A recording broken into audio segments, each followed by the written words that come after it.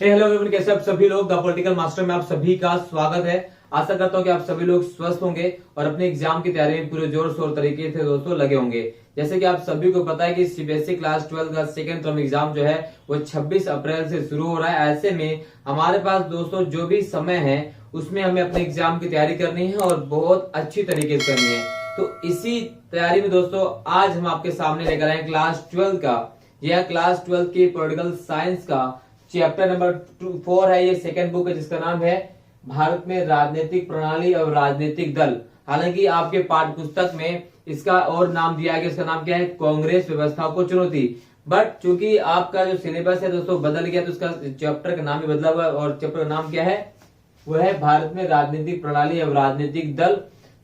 इस चैप्टर का दोस्तों हमने इंट्रोडक्शन पार्ट पहले कर लिया और उसमें हमने ये बात सारी कर ली कि हम इस चैप्टर में क्या पढ़ना है, कौन कौन सी इंपॉर्टेंट टॉपिक आपके प्रश्न पत्र में परीक्षा में पूछे जाने वाले। तो अगर आपने पहले वाला पार्ट नहीं देखा है तो उसका लिंक जो है दोस्तों डिस्क्रिप्शन में है, वहां से जाकर उसे आप देख सकते हैं और अपनी समझ को पूरी तरह से दोस्तों विकसित कर सकते हैं।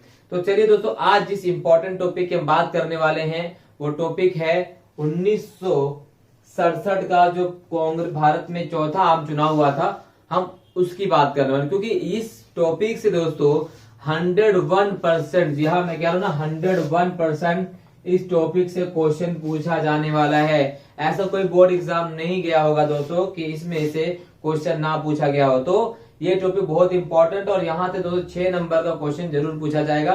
तो जान लेते कि चौथा आम चुनाव इतना महत्वपूर्ण क्यों था। क्योंकि 1967 का जो चौथा आम चुनाव था उसके बाद बहुत सारी चीजें बदली। 1967 के बाद बहुत सारी चीजें बदली और उन्हीं चीजों को दोस्तों हम जानने वाले हैं।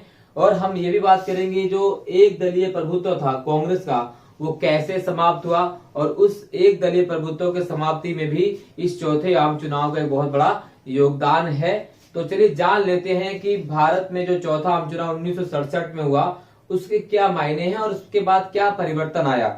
तो दोस्तों जैसे कि आप सभी को पता है कि 1966 तक भारत ने 2 बड़े बड़े प्रधानमंत्रियों को खो दिया, यानी हमारे 2 बहुत बड़े प्रधानमंत्रियों का देहांत हो गया, लाल बहादुर शास्त्री और पंडित जवाहरलाल नेहरू। यानी वो कांग्रेस जो प्रथम आम चुनाव से लगातार सत्ता पर काबिज थी, अब 2 प्रधानमंत्रियों के आकस्मिक निधन ने उसको एक बहुत बड़ा झटका दिया। झटका क्या मैंने ये कि अब अनेक राजनीतिक गलियारों में अनेक जगहों पर ये चर्चा हो रही थी कि अब भाई प्रधानमंत्री पंडित जवाहरलाल नेहरू के बाद कौन। पंडित जवाहरलाल नेहरू बाद लाल बहादुर शास्त्री को विकल्प के रूप में प्रधानमंत्री बनाया गया, बट उनका भी आकस्मिक देहांत हो जाता है ताशकंद समझौते में 1966 में। उसके बाद मोरारजी देसाई के द्वारा इंदिरा गांधी को प्रधानमंत्री नियुक्त किया गया और उस नियुक्ति के बाद लगातार जो व्यवस्था बदली, उसी व्यवस्था के बाद हम चर्चा करने वाले हैं कि 1967 का चुनाव किस प्रकार से भारतीय राजनीति व्यवस्था में काफी महत्वपूर्ण योगदान रखता है। तो चलिए दोस्तों जान लेते हैं कि जो 1967 का चुनाव हुआ था उसमें क्या, यानी 1967 चुनाव में क्या बदलाव हुआ। तो भारत ने 2 प्रधानमंत्रियों के जल्दी जल्दी देहांत से पूरी तरह से जो हमारी अर्थव्यवस्था वो ठहर गई थी। यानी अचानक से हमने अपने 2 महान प्रधानमंत्री खो दिया और वो महान प्रधानमंत्री जो देश की शासन व्यवस्था की बागडोर अपने हाथों में लेते थे और शासन व्यवस्था को सुचारू रूप से चलाने में योगदान देते थे, अब उनका देहांत हो गया था। ऐसे में भारत की अर्थव्यवस्था आप कह सकते हो पूरी तरह से रुक गई थी, क्योंकि अब शासनिक प्रशासनिक काम सही प्रकार से नहीं हो रहा था। क्योंकि आप देख सकते हैं कि आनंद फानन में चुनाव हो रहे थे, तो ये बहुत बड़ा बदलाव था 1967 के चुनाव से पहले। दूसरा, इस समय देश गंभीर आर्थिक संकट से गुजर रहा था। यानी हम देखें दोस्तों तो 1960 का जो दशक था भारत में अकाल का दशक कहा जाता है। बहुत सारे अकाल पड़े, ठीक है, सूखा पड़ा, खाद्यान्न संकट उत्पन्न हो गया, भारत को खाद्यान्न बाहर से आयात करना पड़ा। तो ये समस्याएं एक विकराल रूप धारण कर गई थी। यानी धीरे धीरे अब समस्याओं का जन्म हो रहा था और ये समस्याएं सिर्फ समस्या नहीं थी, ये बहुत बड़ी समस्या थी जो एक विकराल रूप आगे धारण करने वाली थी मेरे दोस्तों। राइट, बहुत बड़ी समस्या थी ये। तीसरी समस्या अगर हम बात करें तो विदेशी मुद्रा भंडार ना के बराबर, यानी हमारे पास जो फॉरेन कह सकते हैं कि जो विदेशी मुद्रा था वो बिल्कुल ना के बराबर था, क्योंकि व्यापार हो नहीं रहा था, हम व्यापार कर नहीं पा रहे थे क्योंकि हमारे पास खाद्यान्न तो की शॉर्टेज थी ही थी, साथ साथ हम औद्योगिक चीजों का भी उत्पादन नहीं कर पा रहे थे। तो जब इस चीजों को उत्पादन नहीं कर पा रहे तो हम व्यापार नहीं कर पा रहे, जो व्यापार नहीं कर पा रहे तो हमारे पास विदेशी मुद्रा भंडार भी बहुत कम हो गया था, बहुत ना के बराबर। तो ऐसे में हम अन्य हमारी जरूरत की चीजें बाहर से नहीं मंगा पा रहे थे, क्योंकि हमें बाहर से चीजों को मंगाने के लिए डॉलर की आवश्यकता होती है, और डॉलर से आप दूसरी जगह से सामान खरीद सकते हैं, या कोई देश आपको सामान बेच सकता है डॉलर के माध्यम से। तो अब हमारे पास डॉलर था ही नहीं, तो हम सामान कैसे खरीदेंगे मेरे दोस्तों, ये भी एक समस्या थी। सैन्य खर्च में अत्यधिक बढ़ोतरी हो गई, यानी अब सेना का जो खर्च है उसमें कई गुना ज्यादा बजट बढ़ा दिया गया। अब ये सेना के बजट को क्यों बढ़ाया गया, आप यहाँ पर देख सकते हैं कि 1962 में जो युद्ध हुआ था उसमें भारत चाइना के युद्ध में हमें हार का सामना करना पड़ा। तो एक वजह ये भी थी कि अब हमें अपने सैन्य खर्च में इजाफा करना पड़ा बाकी चीजों को छोड़कर, ठीक है। इसी बीच 1965 में भारत पाकिस्तान का युद्ध हो गया। तो ये लगातार जो दो युद्ध होते हैं ना, इन युद्धों में हमारा बहुत सारा अर्थव्यवस्था का पैसा चला गया, यानी हमने अन्य चीजों को छोड़कर युद्ध में या सैन्य संसाधनों में पैसा लगाना शुरू कर दिया। हालांकि ये बाद में बहुत अच्छा साबित हुआ, बट उस समय काल के लिए काफी कठिन समय थे। यानी हमारे 100 रुपए में से अगर हम बात करें तो 100 रुपए में से जो बजट हम मान लेते हैं कि बजट 100 रुपए है, तो इस 100 रुपए में से अधिकांश चीजें हम सैन्य व्यवस्थाओं सैन्य सामान खरीदने में लगा देते थे, जिससे बाकी चीजों पर हमने ध्यान देना बंद कर दिया इस समय काल के लिए। बाकी बाद में हालांकि ये चीजें बहुत अच्छी हुई बाद में, क्योंकि कोई भी देश अगर सैन्य रूप से ज्यादा मजबूत है तो आज शक्तिशाली माना जाता है, जो आज हम शक्तिशाली हैं दोस्तों, क्लियर। हालांकि उस समय थोड़ी सी समस्या थी। अगर बात करें आवश्यक वस्तु की कीमतों में वृद्धि, मानव को जीवन जीने के लिए जो मूलभूत आवश्यकता होती है रोटी कपड़ा मकान, उसकी संख्या अगर हम बात करें उसमें अब लगातार महंगाई हो रही थी। आम जनता सरकार का विरोध कर रही थी, हड़तालें हो रही थी, प्रदर्शन हो रही, क्योंकि जरूरत के सामान अब हद से ज्यादा महंगे हो गए थे और लोगों की आमदनी बढ़ी नहीं थी। जब लोगों की आमदनी बढ़ी नहीं तो लोग सामानों को खरीद नहीं पाए, क्योंकि सरकार एग्जाम्पल के लिए कोई देश जब किसी सरकार के द्वारा चलाया जाता है तो सारी चीजों की जिम्मेदारी किसकी होती है, सरकार की होती है। तो इसलिए लोग सरकार का विरोध करने लगे, क्योंकि महंगाई बहुत ज्यादा बढ़ गई थी, जैसे आजकल महंगाई बढ़ी हुई है दोस्तों, क्लियर। इसी प्रकार से आवश्यक वस्तुओं की कीमतों में वृद्धि हो गई।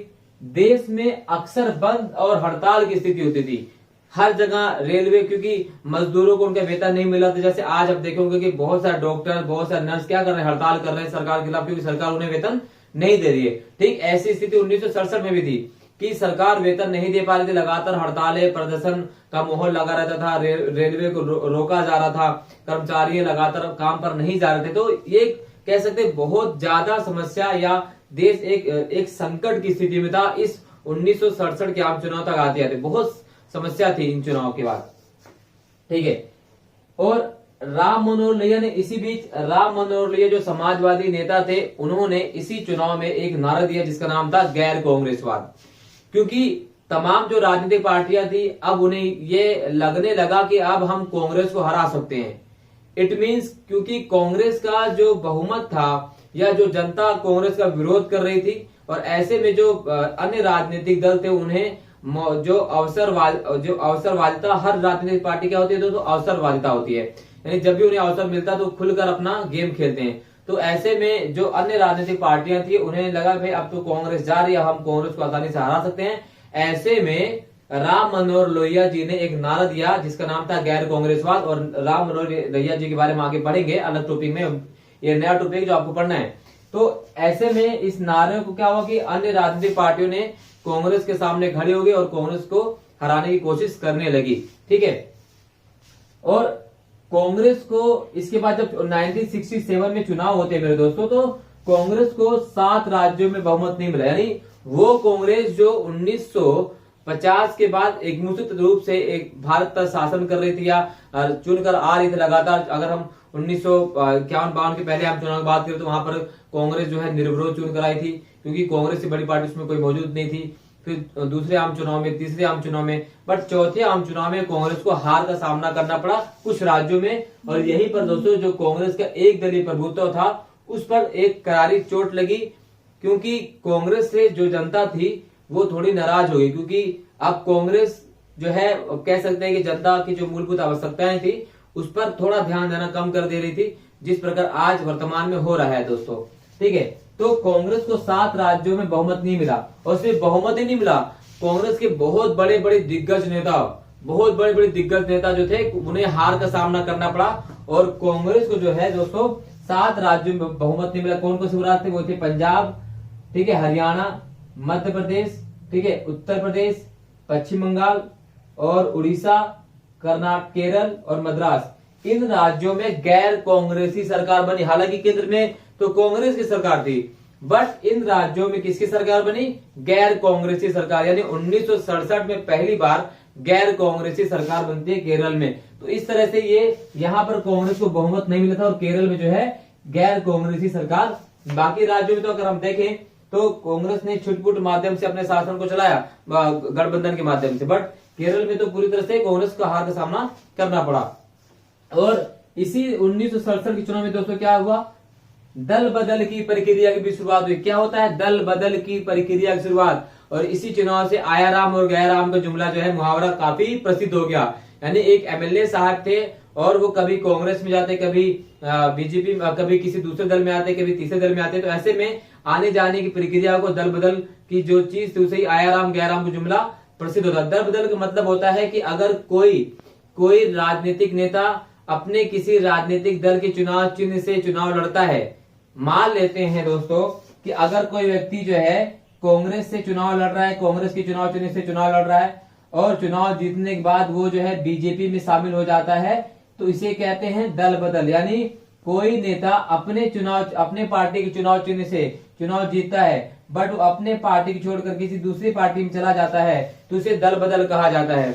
और ये दल बदल व्यवस्था इतने ज्यादा हुई 1967 के चुनाव में कि यहाँ पर एक जुमला फेमस हो गया, आया राम गया राम। और ये जो साहब थे, एक ही दिन में कई पार्टियां बदल गए। उसके बाद में इसको लेकर एक कानून लाया गया जिसका नाम था दल बदल विरोध अधिनियम। हम उस पर भी चर्चा करेंगे। तो दोस्तों 1967 का जो आम चुनाव था, ये इसका भारतीय राजनीतिक व्यवस्था में काफी बहुत ज्यादा बड़ा प्रभाव रहा है, और यहाँ से क्वेश्चन 100% पूछे जाएंगे, ठीक है। यानी इस चुनाव में जो कांग्रेस की एक दलीय प्रभुत्व थी, पूरी तरह से क्या हो जाता है? समाप्त हो जाता है। और कांग्रेस जो है अब उन्हें लगने लगा कि हमें भी हराया जा सकता है, क्योंकि अब तमाम राजनीतिक जो दल थे वो लामबंद होते हैं।